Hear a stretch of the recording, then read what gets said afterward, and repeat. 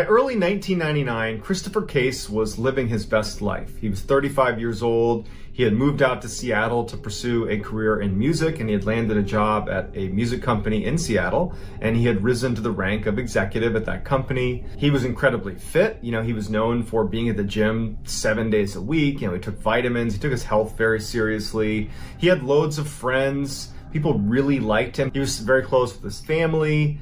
And, despite all that, despite his popularity and success, he had been single for years. And even though he was not actively seeking a companion, his friends and family were continuously trying to set him up on dates. But Chris would prefer to not go on a date and actually stay home by himself and listen to music, because Chris had an obsession with a very specific type of music. He loved music from ancient times, specifically from Egypt. And so he would stay home instead of go out on dates and, crush ancient Egyptian music. That was like his idea of a great night. On April 11th of 1999, Chris was on a business trip because part of his job required a ton of travel.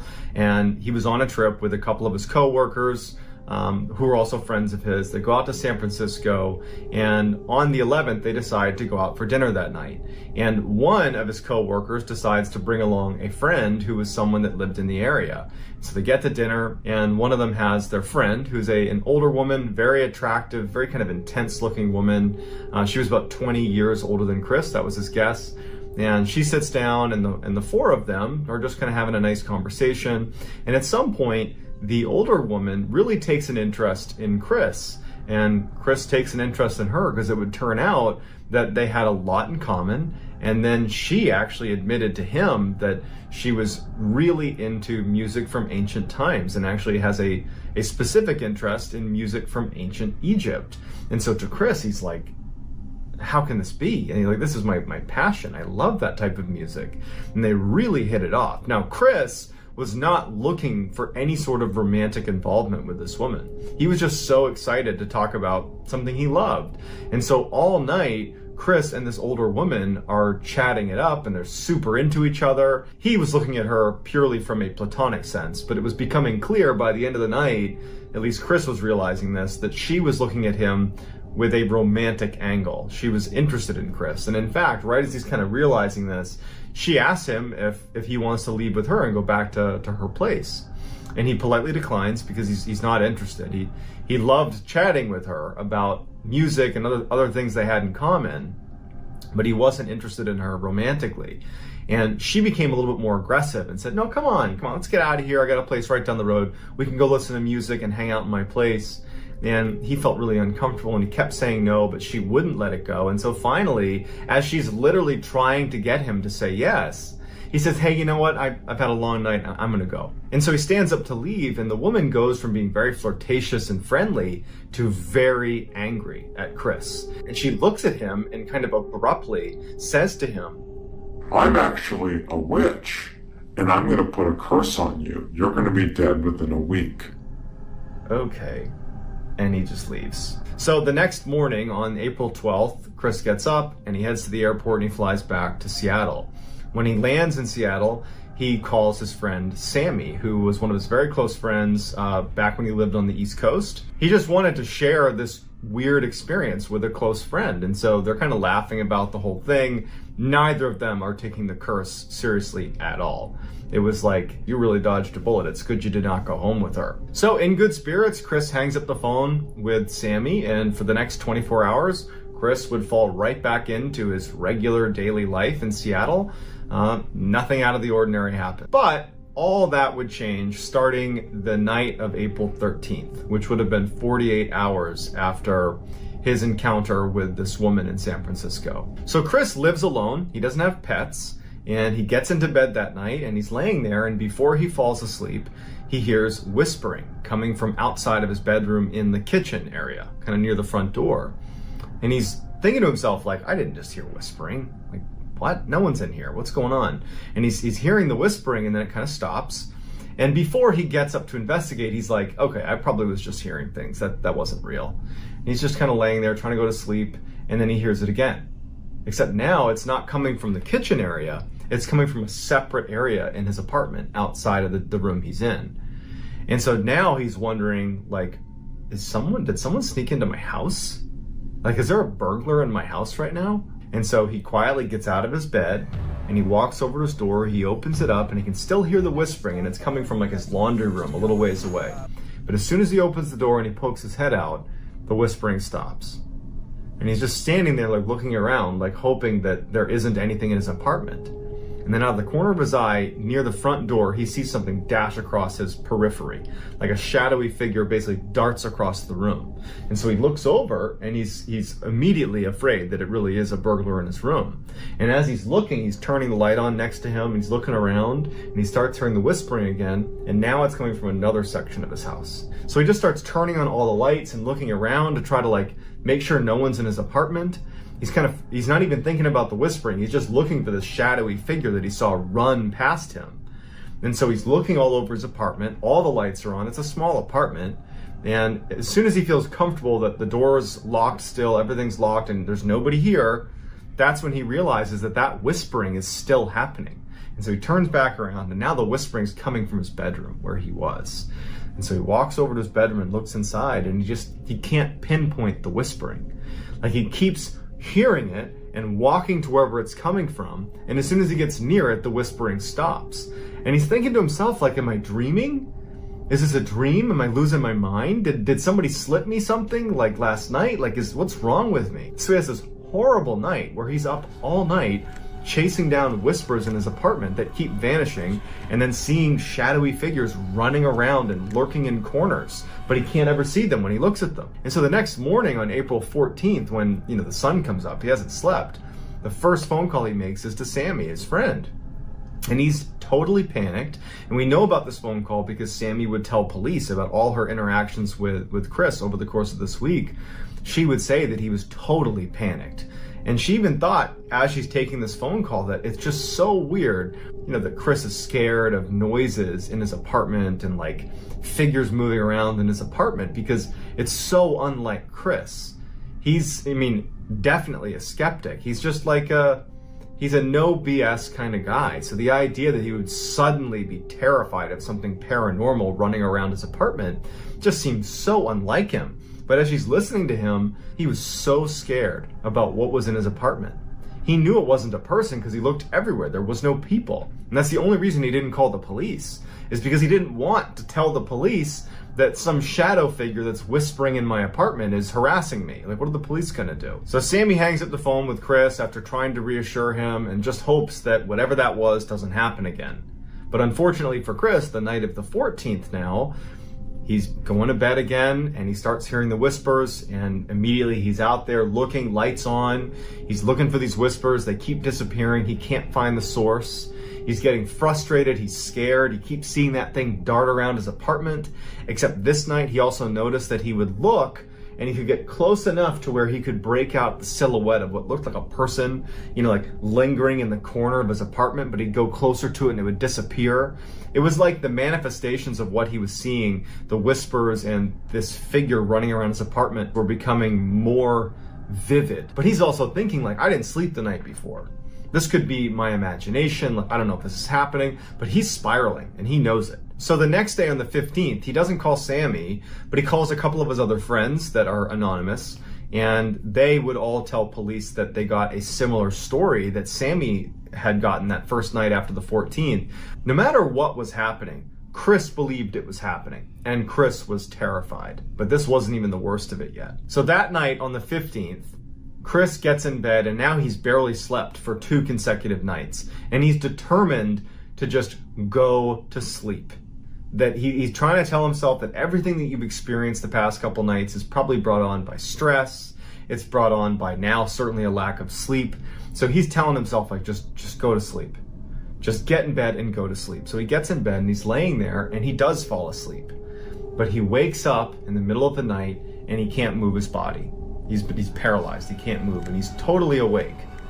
And he starts hearing whispering. And now his level of fear is so high because now he's immobile. But the past 2 nights he's heard that whispering in his apartment, and he's seen that figure moving around his apartment. And so he's laying there in darkness because he went to bed in darkness, and he starts hearing whispering outside his room, and then it stops. And then he starts hearing whispering inside of his closet. And then it stops. And then he hears whispering right underneath his bed. And he can't move. And he's just laying there praying that nothing horrible is going to happen to him, that this is just a dream. And then out from underneath his bed, right next to him, he can only turn his eyes. This black figure, this shadowy black figure emerges right next to his bed. And it's looking down at him. He can't make out any facial expressions, but he can clearly define, a figure is hovering over him. And it reaches down and puts its hands around his neck and begins to throttle him. And Chris is like gagging, he can't breathe, but he can't move. And at some point the thing begins to lift him off of his bed by his neck and then throws him back down, and then the figure vanishes. Chris still couldn't move. He's choking to breathe, but he can't move, and he's just waiting for this thing to come back. And he knows that more than likely, whatever this is probably gonna kill him this night. So he's laying there just thinking, oh my God, I'm about to die, I'm about to die. But the thing doesn't come back. And Chris can't move, and at some point Chris, probably out of just pure, adrenaline crash or something, he falls asleep. And so when Chris wakes up and he can move again, he notices there's blood inside of his bed on his sheets. And then he looks at his hands, and at the tips of all 10 fingers are these incisions, like someone had intentionally cut open the top of every finger, something he certainly didn't do.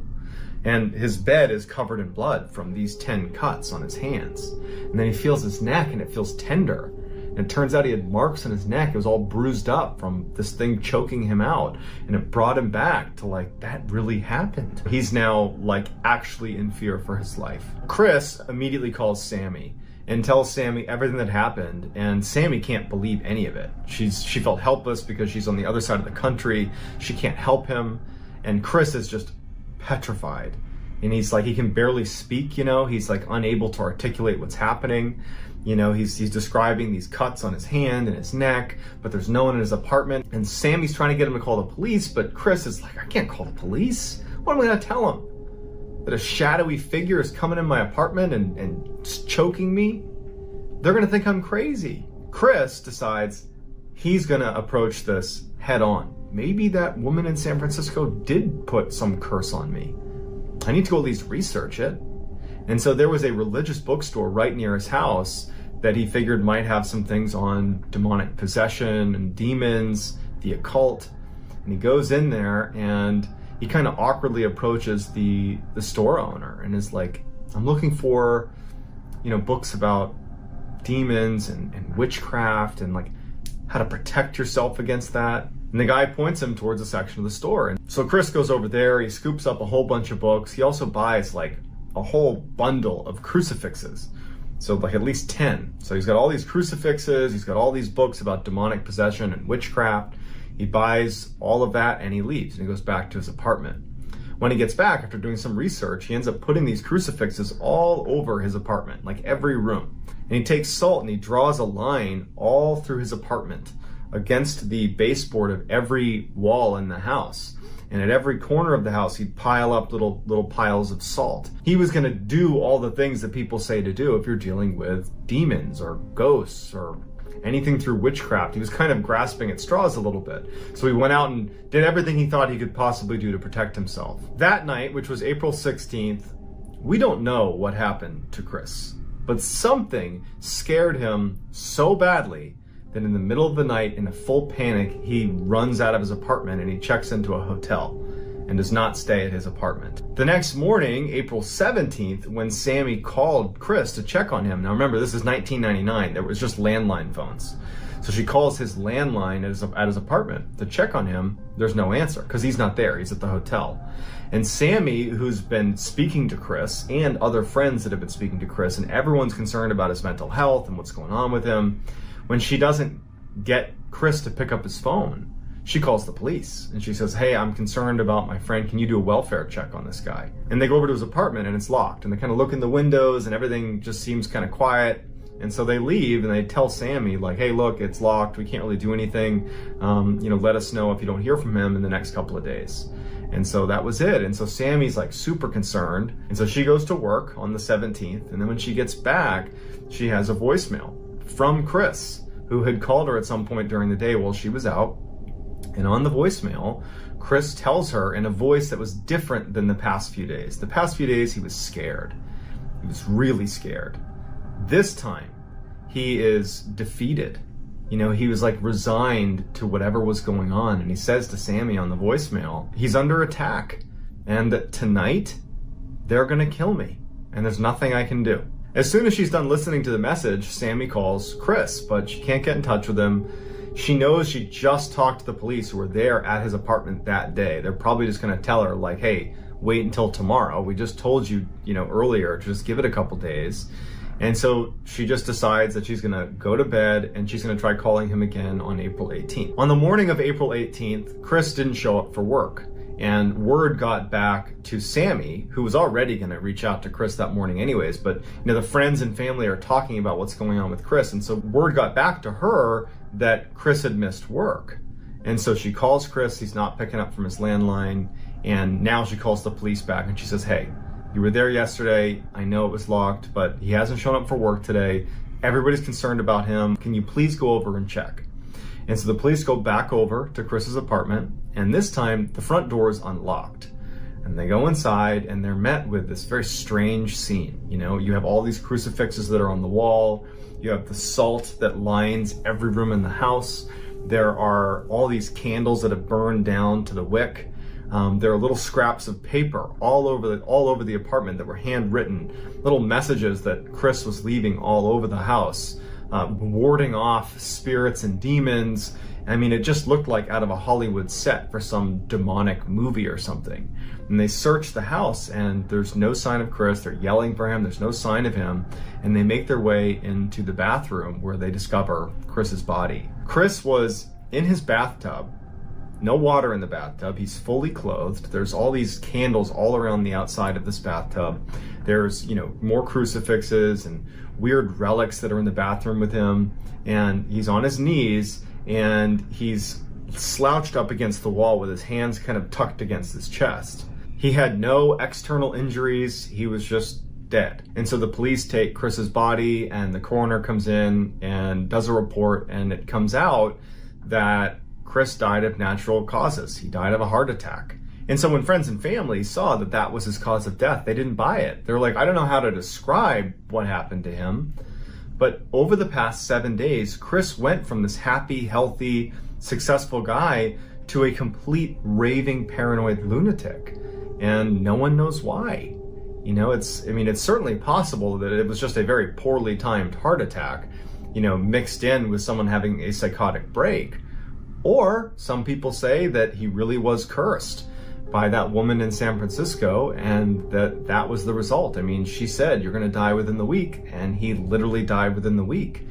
And he described regularly over the phone to his friends and family as this was happening, these horrible experiences at night with these shadow beings in his room and it attacking him. It's just this crazy story that to this day leaves friends, family, and investigators baffled. So I'd love to hear in the comments what you think happened to Christopher Case. Was this a natural death, or was this something else? Let me know in the comments. I'll do my best to go through and respond to as many as I possibly can. So this last story was documented in the official American Ethnology Report from 1897, 1898. Although the story is, well documented in this report, the location is unclear. People have speculated that it's either Ireland, Scotland, or Wales. So just take this with a grain of salt that the location is not known. It's an older story, but it was officially documented in an official report. In 1898, a 12-year-old boy was playing at this river that ran near his house. He was out in the forest, he was playing to this river, and he had a bow and arrow, and he was practicing shooting his bow and arrow. And after a little while, he got bored of his bow and arrow, and he went to the stream itself, and he started to build a little dam in the river to try to catch some fish. And as he's building this thing up, he's down on his knees building up this little dam in the river, he notices someone is walking down the river towards him. And he looks up, and he would describe this person as looking normal, a normal looking stranger. It's a gentleman who shows up. He's wearing a nice suit.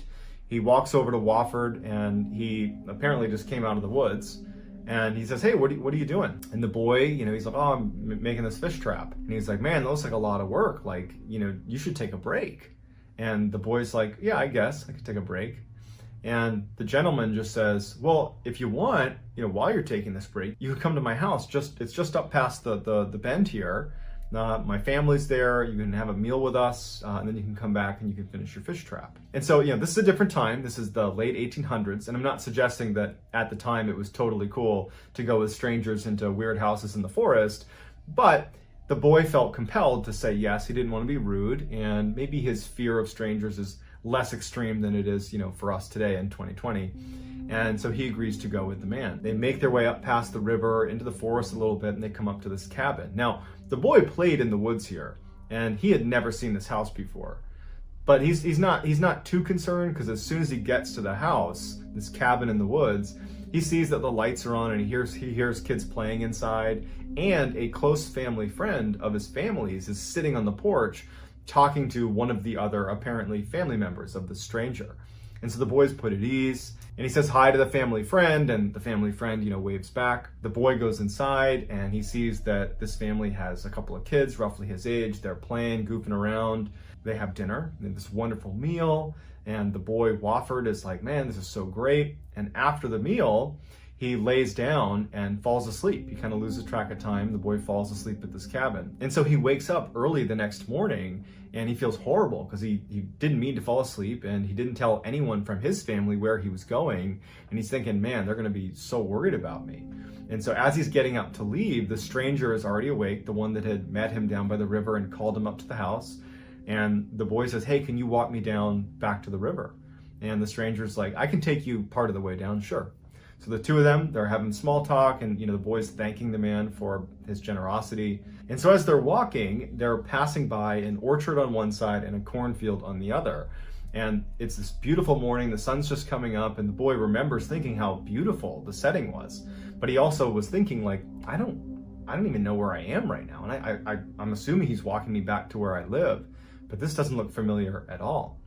And the stranger stops. They get to almost a junction right at the end of the orchard and of the cornfield. And the stranger tells the boy, Wofford, he says, hey, just go straight. You're going to turn down this way, turn back, and you'll be at the river again where we met. And the boy thanks the stranger, and the stranger turns and starts walking back towards his cabin and says, hey, good luck, see ya. And the boy starts following the man's directions. And Wofford, as he's walking, following the stranger's directions, he's suddenly curious and turns around to look back at this strange person who had brought him up to the house and then now brought him back. And he's stunned because suddenly the orchard and the cornfield are not there. There is no orchard or cornfield. It's just deep, dark forest. And he's like, what's going on? He turns back, and there's a search party, or it looks like a search party, running up to him. Part of the search party is the family friend that he had seen at the house. And the boy's like looking at these people running towards him, like they're running to him. And he recognizes the family friend, and he can tell they're like urgently looking for him. And he felt bad because he knows he slept over through the night. So he's like, hey, I'm here. And they're like, where have you been? And the boy turns to the family friend, and he's like, didn't you tell them I was with you? And the family friend is like, what are you talking about? And he's like, yeah, the house with the family. We ate dinner together last night. And the guy, the family friend, is like, I've been looking for you for the past several days. I've been with your family looking for you. You've been gone for 3 days. And the boy is like, what? And as he's describing the kind of general vicinity of where this cabin was, he's kind of pointing back up towards where it was and describing it from where the river was. The family says to him that since you've been missing, we've heard rhythmic drumming non-stop coming from the section of the forest that you just described. We could never pinpoint where it was coming from. And now that you just showed up, the drumming has stopped. And so the kid's terrified, but there's no answers. Pretty creepy. So 3 very strange stories that luckily all of them ended with the person being found again, but it doesn't change the fact that the mystery remains. Where did they go? It's like they left the earth for a couple of days, or in Stephen Kubaki's case, for over a year, and then came back. It was like a glitch in the matrix or something. And so I would love to hear in the comments what you think can possibly explain how these people are disappearing without a trace and then reappearing days, weeks, months, years later not having any idea how they got there or what had happened to them. How can we possibly reconcile that? And if you like this video and you want to see more videos like this, I would ask you to please gently perform a lobotomy on the like button, and then subscribe to my channel and turn on all post notifications so you don't miss any of my other 3 to 4 weekly uploads that I do every week that sound an awful lot like the story you just heard. So this first one really takes the cake for just being strange. You have a family that basically has 2 experiences that are somewhat connected. You're gonna have to be the judge if they're connected or not, but very strange. On October 1st of 2010, this family, who decided to remain anonymous for the missing 411 story, they go camping, and it's a 3.5-year-old boy, his older sister, and then the mom and the dad. And so they go camping at Mount Shasta in California, which is a popular camping site. And the family loved to go camping there. And so they're all sitting around the campfire, kind of hanging out at the campsite. It's getting late in the evening, maybe 5, 6 o'clock. And the sister would say that she was looking at her brother, turned away for a second, and then looked back, and he was gone. And it was so sudden that she actually went to go look for him and couldn't find him. So she went and told her mom and her dad, and they start calling for their son, and they're looking all over their campsite, and he's gone. Authorities show up, and they launch a full search. And for 5 hours, they have hundreds of people scouring this area, not only the campsite, but the surrounding areas, and there's no trace of this boy. 5 hours later, they find him laying in a thicket on a trail that had been searched multiple times. And it wasn't like hidden. The thicket was like right by the side of the trail. So if you've searched this trail, you've found this kid. So meaning he couldn't have been there during the search. He must have arrived and then they found him on this trail. Everybody was so happy that they found this kid and he wasn't physically harmed that no one really looked into the fact that it doesn't make any sense that he is here. How did he get here? Where did he go? Where has he been? No one thought about that. They were like, we got the kid back. We're all happy. The parents are happy. Everyone's ready to just move on. And so the kid goes to the hospital. The doctor looks at the kid and says, you know what, he's fine. This is obviously a traumatic situation, but he's fine. You can take him home. And so the kid goes home with his parents, and pretty quickly the family went back to normal. They were obviously super grateful that they didn't lose their son. About 3 weeks after this whole ordeal, the boy is with his grandmother, who he called Cappy. And he looks at Cappy and he goes, I don't like the other Cappy. And so his grandmother, the real Cappy, she looks at him and she was like, what do you mean? Now, remember, this is a 3.5-year-old boy. Language skills, not the best, okay? But this story that he tells his grandmother, he had previously told his father, but the father had written it off as the ramblings of a 3.5-year-old. It wasn't until the grandmother told the father about the story that he was like, I've heard that story. And so the boy says, while he was camping, he turned and he saw Cappy waving to him to come with him. And so he loves Cappy and he goes with Cappy, and Cappy leads him up a hill to a cave. Now the whole time, the real Cappy, who wasn't there, she was not with them camping. She's thinking, oh my God, someone who looks like me abducted this child. So she's listening, horrified. He said, she brought me up to a cave. And when we got into the cave, he said there were spiders and purses, like women's purses. And he turned to look at Cappy, and he said that her head was glowing. And it was when he realized this is not Cappy. This is the other Cappy. And he said the other Cappy kept asking him questions, but he didn't know the answers. And so the other Cappy got frustrated and told him to leave and pushed him out of the cave.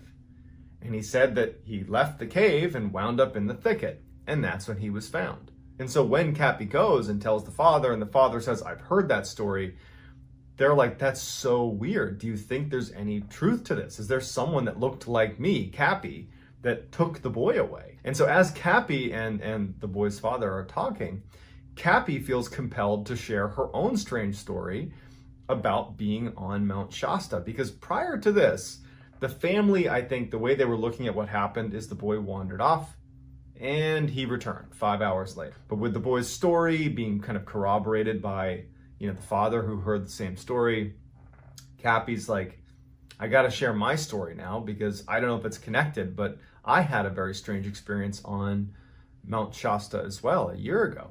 She went camping a year earlier with her friend, and they go to a campsite on Mount Shasta, the same place where the boy disappeared. and apparently saw the other Cappy. And so Cappy says that night they're sitting around the campfire and it's dark, and she notices a set of eyes in the woods that were glowing. So glowing red eyes, she says. And Cappy and her friend, they go camping all the time. And so they know there could be predators and animals all over the place. And so they grab their flashlights and they shine in the direction of the eyes, and the eyes dart away and they don't think anything of it. Over the course of the night, the eyes would keep showing up all around them. And every time they'd shine a light in their direction, they would vanish. Cappy and her friend are unable to get the light on this thing. So they don't know what it is. And so they're very uneasy about it. But they decide, you know what? We're psyching ourselves out. It's just an animal that's interested in us. And so they go to bed and they sleep in their own. She slept in a tent and he slept in a camper, and they go to bed. And the next morning, Cappy wakes up and she's laying on the dirt outside of her tent. And immediately she has pain in the back of her neck. And so she reaches back and she grabs her neck, and she can feel there's a cut on the back of her neck.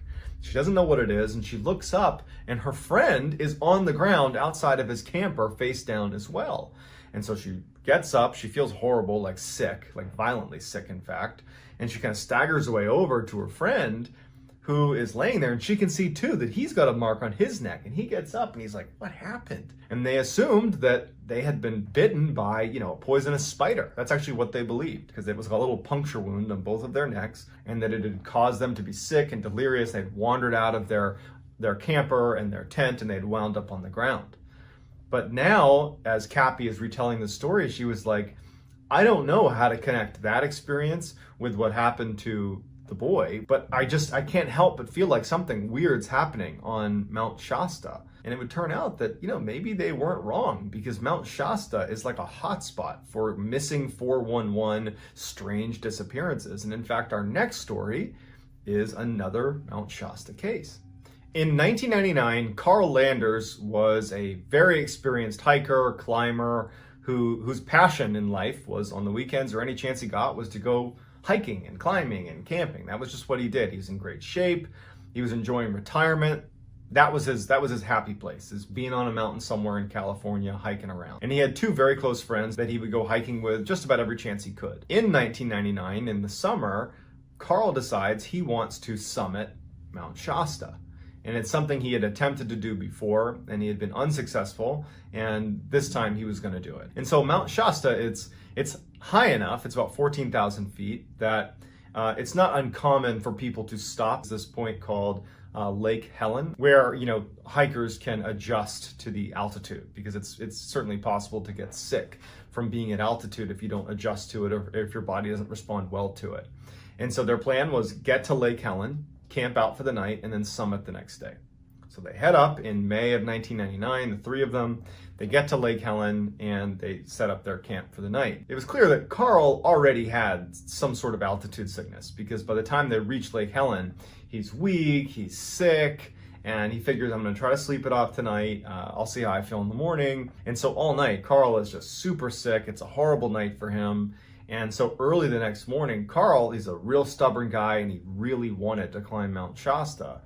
He says to his two friends, hey, look, I'm just going to get a head start here. I've been up basically all night. I'm going to just get up the last stretch here, summit this mountain, and then come back down and be done with it. And so his two friends, they didn't like the idea of splitting up, but Carl's an experienced guy. And he's only covering a distance of maybe 650 feet. Like, this is not some epic distance he's covering. It's basically like a day hike. So Carl leaves on his own. He leaves his backpack at the campsite, and his two friends would watch him as he kind of bent around the mountain and went up towards the summit, and that would be the last time they ever saw him. The two friends would attempt to summit as well about 30 minutes later. One of them apparently had gotten sick overnight and said, look, I can't do this, and he stays at the camp. He's like, I'll be here. We've already split up from Carl. Why don't you also go on your own, summit yourself, and I'll be here. I'll wait for Carl. I'll wait for you. The friend that does make the summit, he goes up. He follows the same trail, this short distance up to the summit, gets to the summit, and he hasn't seen Carl. He's not shocked.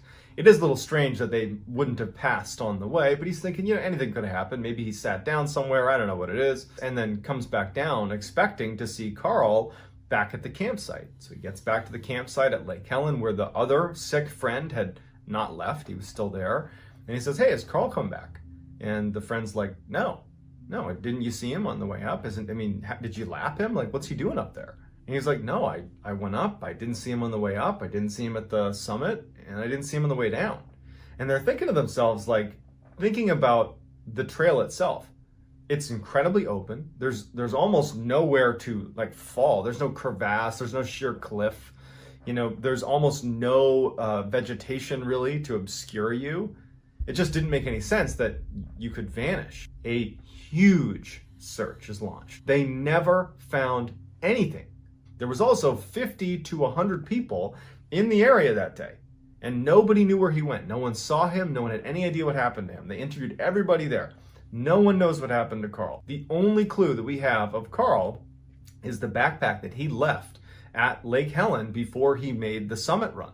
Other than that, for 20 years, we have no clue what happened to him. None. So this next story is really creepy. One of the strange phenomenons that you get inside of these missing 411 stories is you have people that go missing really suddenly, like as if they were pulled away at high speed and just ripped off the face of the mountain. And this story is one of those stories. In 2010, Eric Lewis was 57 years old. He was an extremely experienced mountain climber, and he had two very close friends that were also very experienced mountain climbers. And they decided that they wanted to go hike Mount Rainier in Washington State, which is a huge mountain. And they were doing a climb that was fairly technical and fairly dangerous, and it required the three of them to be tethered together on the same cable. And so as they're making this ascent of Mount Rainier, you have friend one in the front, friend two in the middle, and then Eric Lewis is the third guy on the line all the way down. And so the way it worked is the first climber, friend number one, if he wanted to rest, the other two climbers would keep climbing up to his position and take a rest with him. So he was kind of in charge of setting the cadence of how quickly they were going to climb this mountain. And so over the course of the day, the first climber would stop periodically, and then the second climber and Eric would make their way up and wait and relax. All day that was happening. And then one time they come to a stop, and there's been nothing weird happening. Nothing's happened to this point. Everything feels very normal. The first guy stops, the second climber gets up to him, and then Eric doesn't show up. And so they pull on the line, and it's very light. And they pull it up, and the rope has been cut. Like, Eric's gone. And they're like, okay, only in an emergency would you cut the line. And so they just start immediately descending because they're like, well, it just snowed. It'll be very easy to track his footsteps. If he cut the line, he must have had a reason. Let's follow his footsteps to wherever he went. But the only footsteps on the mountain were the ones walking up, attached to the rope. Basically, Eric had been walking up, leaving footprints right behind the other two, and then the footprints just stop. There aren't footprints that go back down. It was like he was pulled off of the mountain. And so they start walking down thinking they're gonna run into him, but they don't. The weather gets bad enough that they ultimately abandon the hike. They go down and they're like, geez. They tell the authorities and they're looking everywhere and they can't find him. And then they discover this creepy cave that's like 200 feet down and away from where they were hiking. That would have been very hard to get to. Inside of this ice cave is Eric's gear, but no Eric. And they've never found Eric's body. But for that gear to get into the cave, it wasn't just, hanging on the edge. It was inside the cave. But there was no footprints leading to the cave. There's no footprints anywhere. It was just like inexplicably, Eric's gear winds up deep inside an ice cave 200 feet away, and Eric's body was never recovered, and no one has any idea what happened to him. So the last story is actually really two distinct stories, but they together make up a particular phenomenon that occurs inside some of these missing 411 cases. And that's when some creature takes a child and actually protects them. In 1868, a 3-year-old girl vanished abruptly from her father's camp in northern Michigan. The father noticed the girl was gone. In hysterics, he enlists the help of a couple professional hunters that were there with him.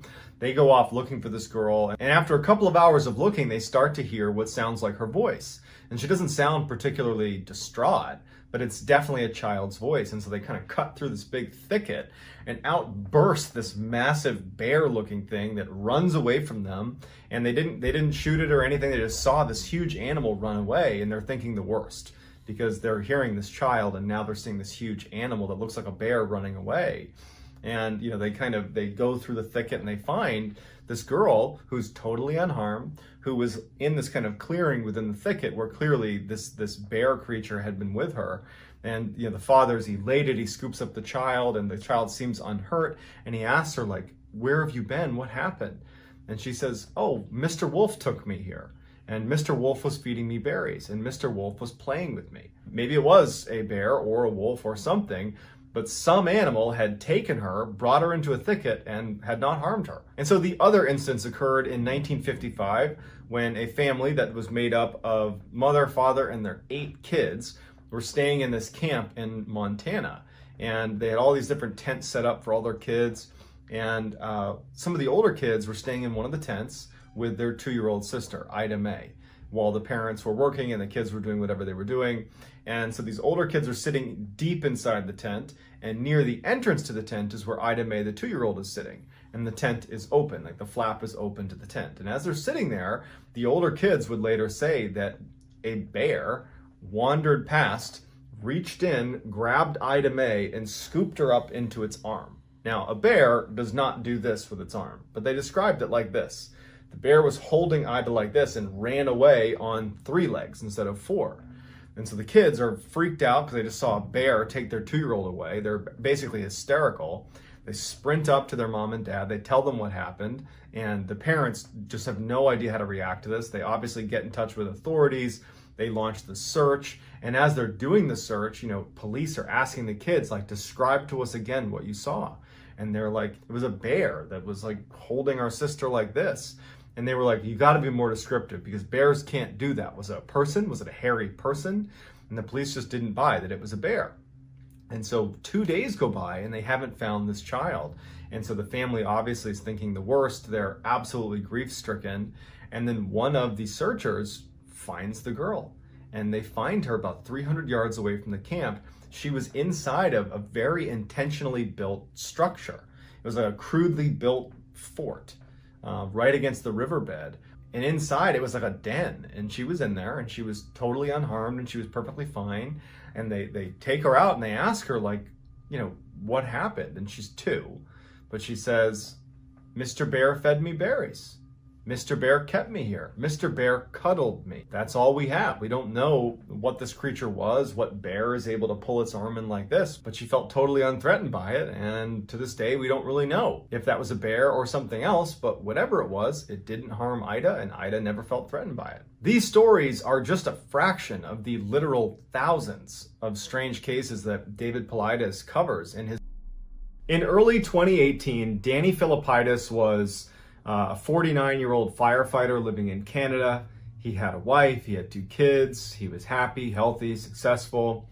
And every year, he and his colleagues at the firehouse would go on a ski trip to New York, where they would go skiing at a mountain called Whiteface. And so on February 7th, 2018, Danny and his 7 colleagues are at Whiteface. They're enjoying themselves. Danny was an avid skier. Like, this is something he really looked forward to, was this annual retreat to Whiteface Mountain.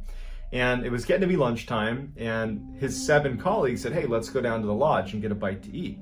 Danny was just having a great time on the mountain, and he was like, you know, I'm gonna just do a couple more runs. I'll meet you guys in about 30 minutes or so. I'm gonna do a couple more runs before lunch. So they go down to the lodge, and Danny continued to do a couple more runs. And so after an hour or so, and Danny still hasn't shown up at the lodge, his 7 colleagues have finished eating, and they're like, you know what? I bet Danny just decided he wanted to skip lunch, and he's probably just fine.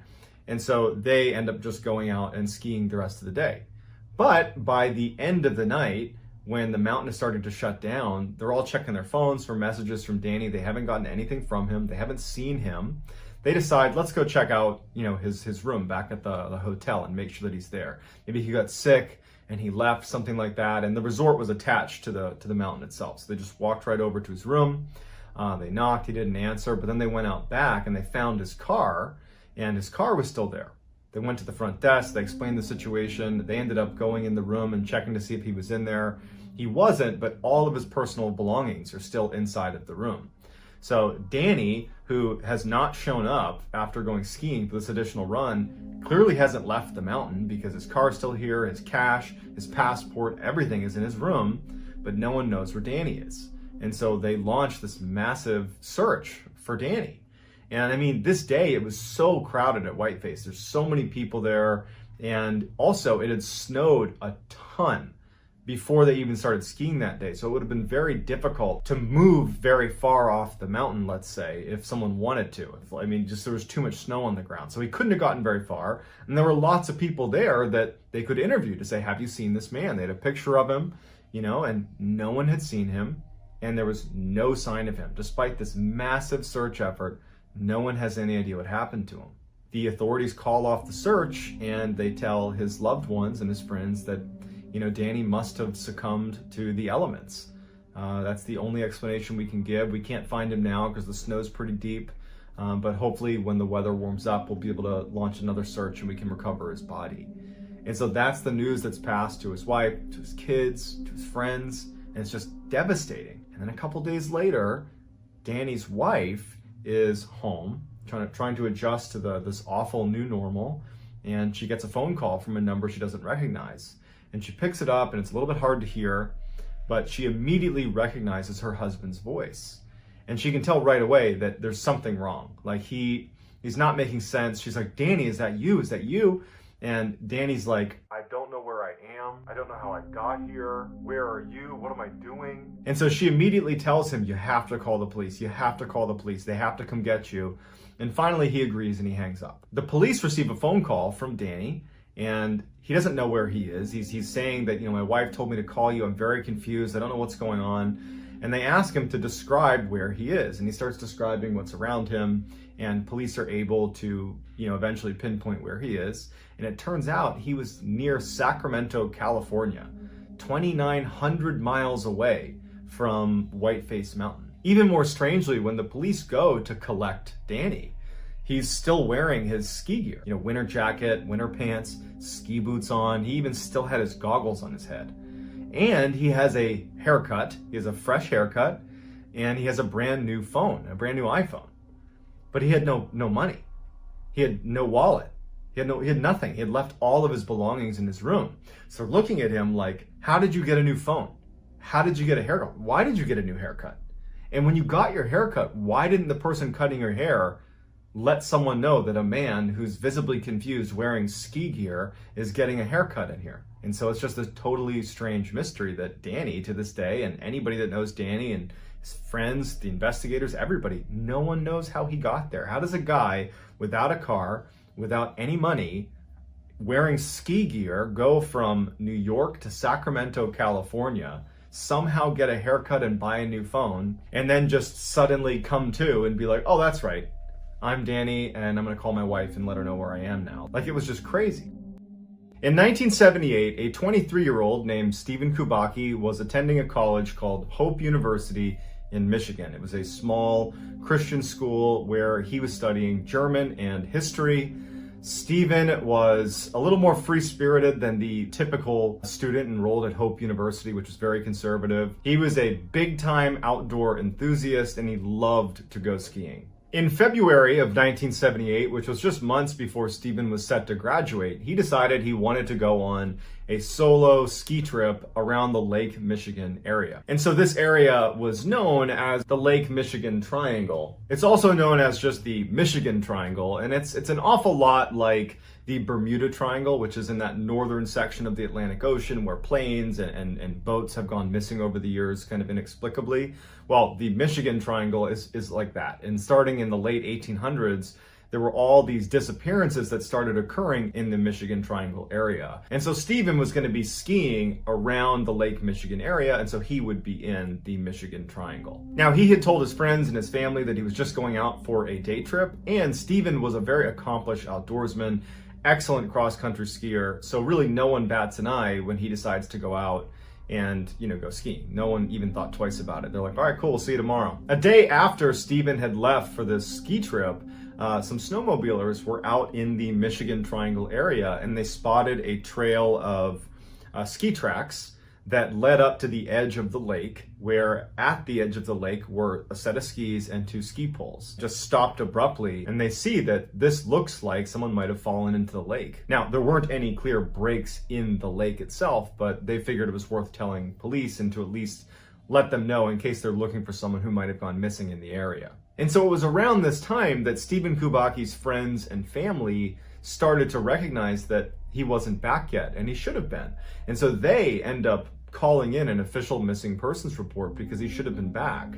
And so the two things happened in tandem. You have the snowmobilers that have found the ski poles and the skis, and you have the missing persons report that's come out for Stephen Kubaki, and immediately they're connected, and this massive search effort is launched with a focus on where those skis and the poles were found. Now, they looked everywhere, but it was like his tracks went right up to the edge of the lake and then just stopped. There weren't any more tracks on the lake. There were no breaks in the lake. There was nothing there. It was like he just suddenly either went into the ground or just vanished somehow. And so as hundreds of people have descended on this area to look for Steve Kubaki, his backpack shows up right next to his skis and ski poles. That was the first place that everybody went, and his backpack wasn't there. And they didn't really even know how to investigate it. It was just this weird phenomenon where all these people are like, I guess it just must have been there the whole time.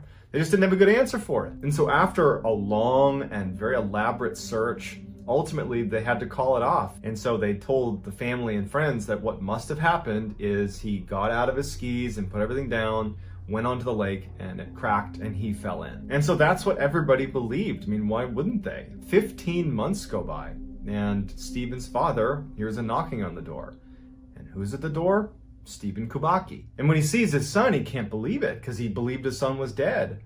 But Kubaki has no idea, Steve has no idea how much time has passed. He saw a newspaper, Stephen saw a newspaper in his father's house, and it showed that it had been 15 months since he disappeared. He asked his father, like, how can this be? And he told Stephen, you were near Lake Michigan.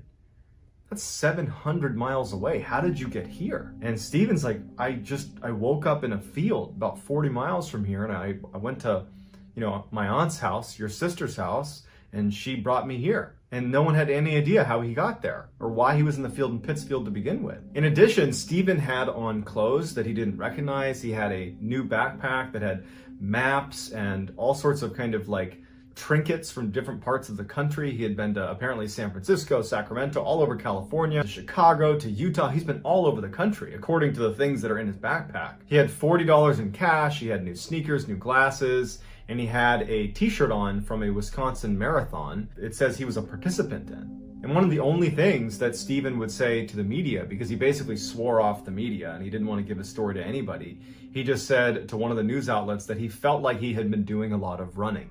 But other than that, we don't know what he was doing for 15 months, and apparently he doesn't either.